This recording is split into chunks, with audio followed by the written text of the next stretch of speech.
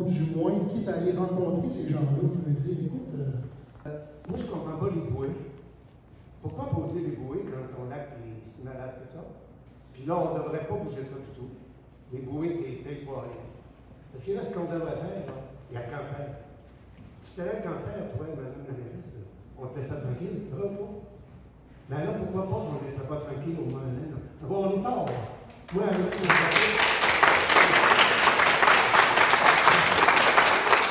discuter aussi avec nous. Vous avez également parlé des résultats de l'INRS qui vont vous être présentés juste pour le processus d'information. On a discuté avec vous des enjeux du lac.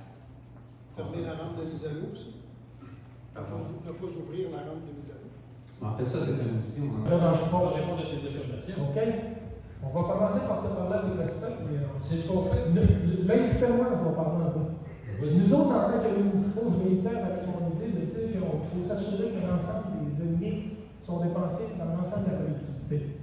On a dépensé des sous au lac Nel, puis il faut aussi garder en mémoire que les autres lacs aussi ont besoin d'argent. Puis que si on se retrouve avec des problématiques, il faut être en mesure de répondre aussi à ces gens-là.